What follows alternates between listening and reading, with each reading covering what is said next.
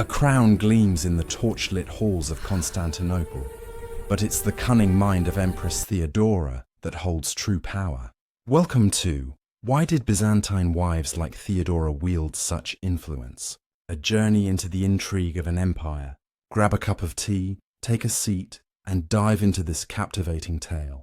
If you're gripped by this story, hit subscribe. Your support means everything to us.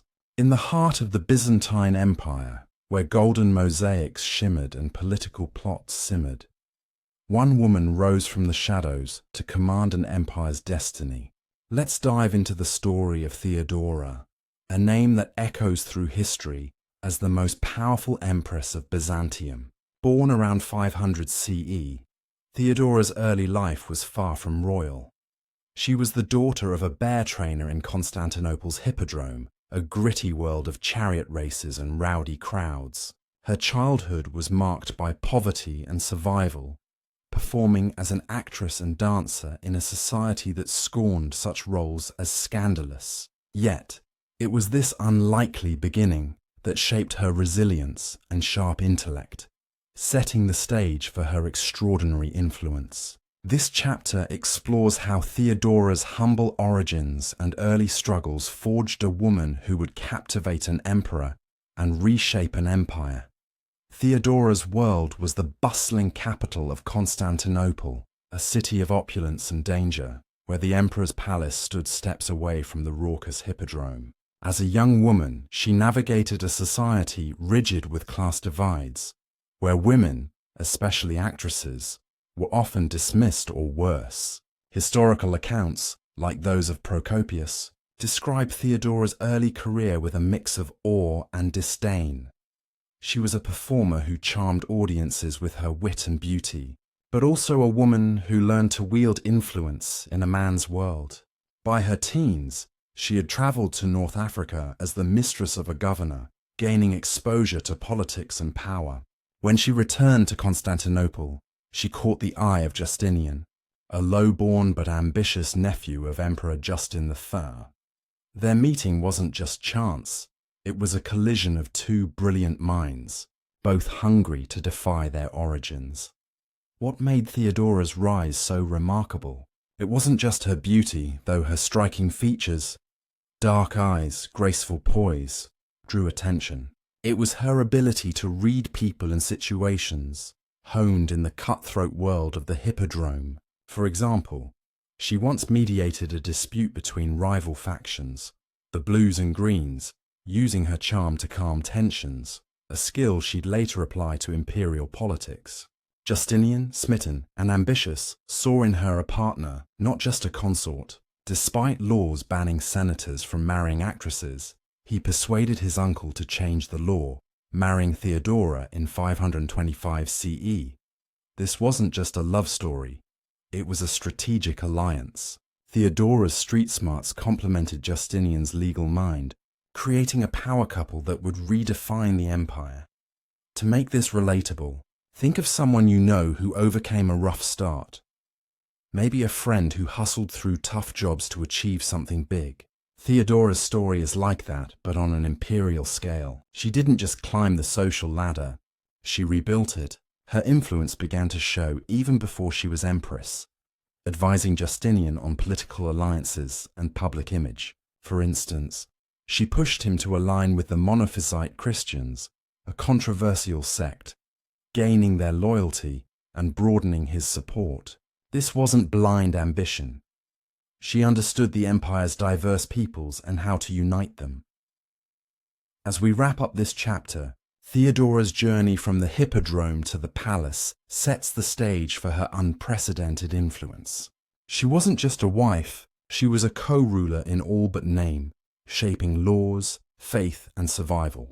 But how did a former actress command such power in a patriarchal empire? The next chapter will dive into her role during a crisis that nearly toppled Justinian's throne, revealing the steel behind her crown. Stay tuned for more. The year is 532 CE, and Constantinople hums with tension, its streets alive with the clamour of discontent. Empress Theodora, now firmly ensconced in the imperial palace, faces her greatest test as the city teeters on the edge of chaos. The Nika riots, a violent uprising sparked by the rival blue and green factions of the Hippodrome, threatened to topple Justinian's throne. Chariot races have turned into battlegrounds, with crowds chanting Nika, meaning victory, as they burn buildings and demand the emperor's downfall. Theodora, once a performer in that very Hippodrome, knows the pulse of the mob, and her response will cement her as a force equal to any general. This chapter delves into how Theodora's courage and cunning during this crisis showcased her unmatched influence, proving she was no mere consort but a pillar of the empire. The riots erupt over grievances both petty and profound: taxes, corruption, and old rivalries between the Blues and Greens, who are more than sports fans. They're political factions with deep roots in the city's social fabric. Justinian, overwhelmed, gathers his advisors in the palace's council chamber, where panic reigns. Generals like Belisarius urge retreat, suggesting the emperor flee to safety across the Bosphorus. The palace is surrounded, flames licking the horizon as rioters loot churches and homes. Theodora, seated beside Justinian, listens silently, her dark eyes scanning the room. Historical accounts, like those of Procopius, describe her stepping forward when Justinian wavers, her voice steady as she declares she'd rather die an empress than live as a fugitive. Her words cut through the fear, galvanizing the room. Theodora's plan is bold. She urges Justinian to stay and fight, leveraging her old ties to the Hippodrome factions.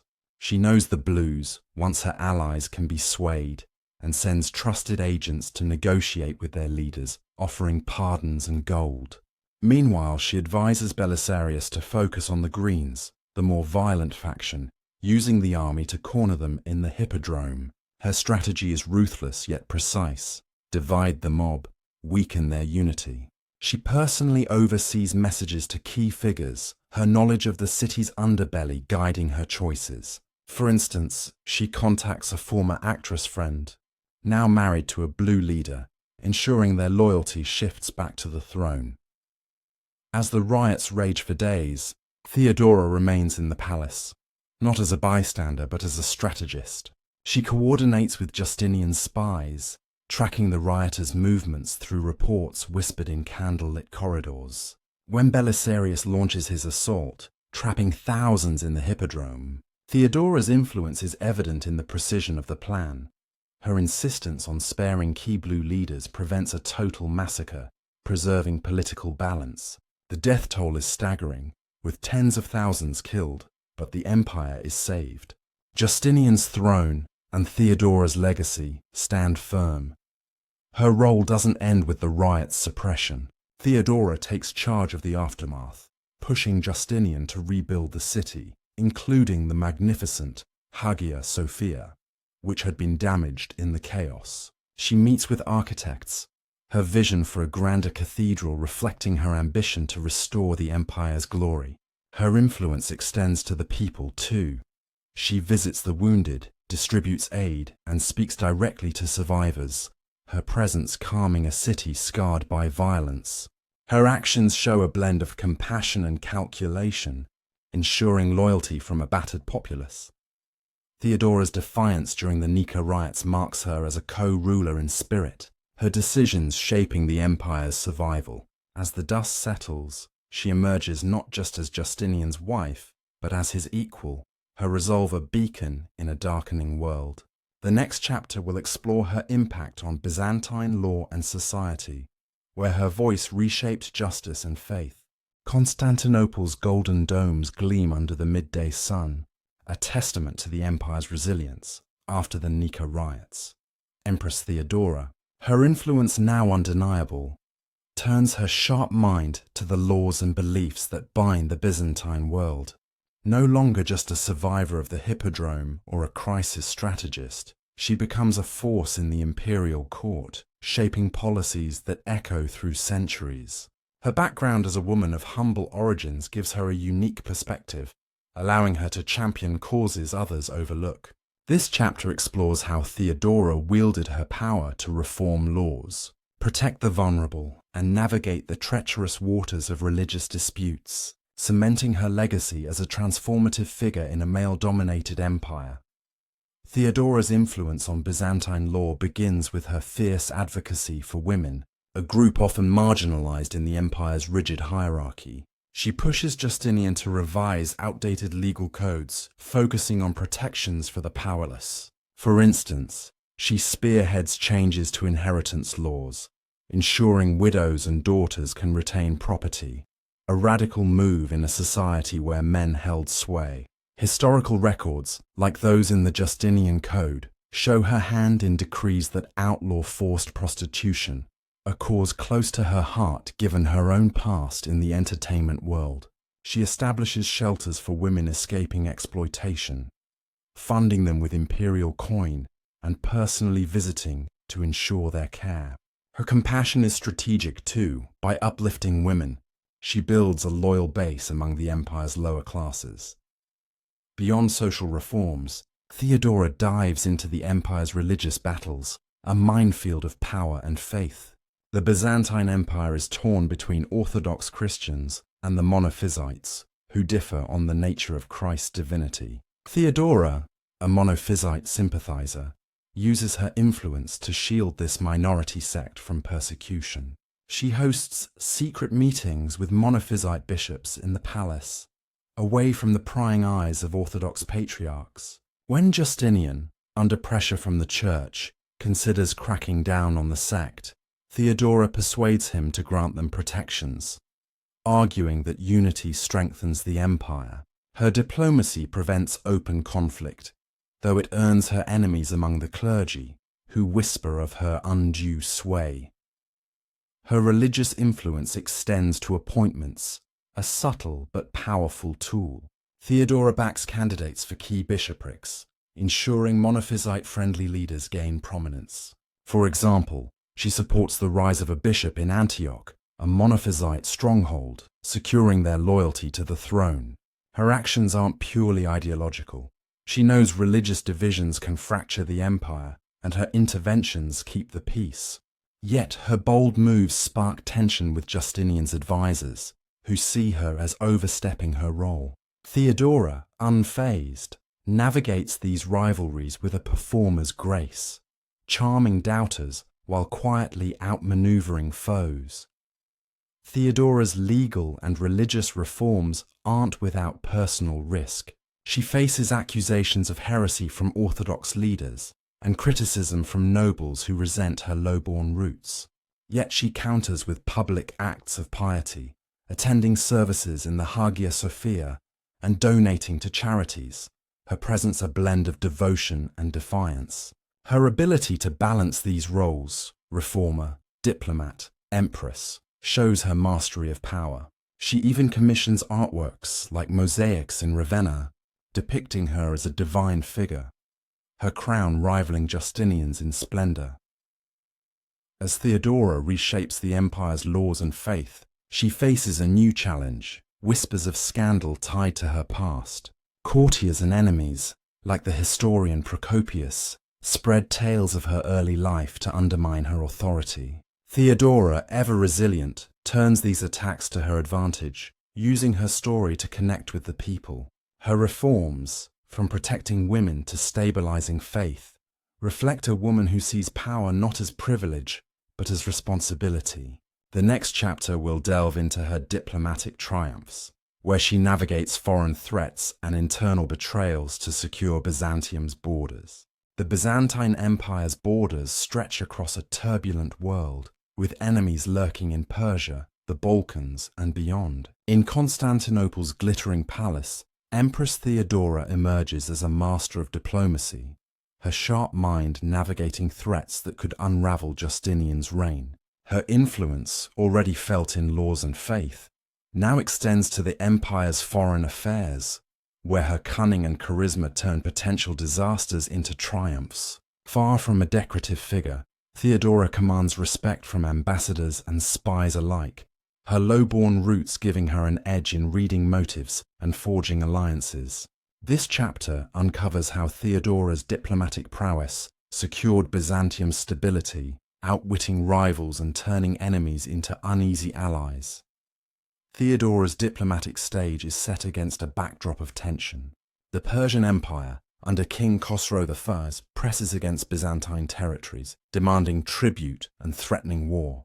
Meanwhile, barbarian tribes like the Goths raid the Balkans, testing the empire's defences. In the palace's marble halls, Theodora hosts foreign envoys, her presence commanding as she sits beside Justinian, draped in purple robes that rival his own.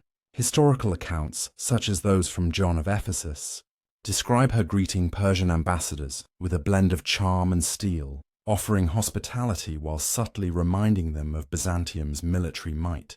She orchestrates banquets where wine flows and deals are struck, her laughter disarming even the sternest negotiators.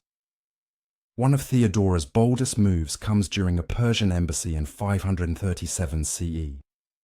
Khosrow's envoy arrives, demanding concessions after a border skirmish. Justinian's generals urge a show of force, but Theodora, sensing an opportunity, proposes a different path. She meets the envoy privately, offering trade privileges in exchange for a temporary truce. Her knowledge of Persian markets, gleaned from her early travels, impresses the envoy, who returns to Khosrow with a favourable report. The truce holds, buying Byzantium time to fortify its eastern frontier. Theodora's gamble pays off, proving her instincts rival those of seasoned diplomats. Her diplomacy isn't limited to foreign powers. Theodora excels at managing internal factions that threaten the empire's unity. The court is a nest of intrigue, with nobles and generals vying for power. She cultivates a network of spies, many drawn from her old Hippodrome contacts, former actors, merchants, even servants, who report whispers of treason. When a plot surfaces to replace Justinian with a rival noble, Theodora uncovers it through a loyal maid, who overheard a late-night meeting. She confronts the conspirators indirectly, inviting them to a public feast where she subtly hints at their exposure, forcing their loyalty without bloodshed. Her ability to wield fear and favour keeps the court in check. Theodora's foreign influence shines in her dealings with the West. The Gothic Wars, raging in Italy, strain Byzantium's resources. Theodora corresponds with Queen Amalasuntha of the Ostrogoths, a rare female ruler, building a delicate alliance through letters filled with mutual respect. When Amalasuntha is deposed, Theodora advises Justinian to send General Belisarius to Italy, not just to conquer, but to stabilize. Her letters to Roman senators, preserved in archives, urge them to support Byzantine rule, promising protection. Her diplomacy paves the way for Belisarius's victories, reclaiming parts of the old Roman Empire. Her efforts come at a cost.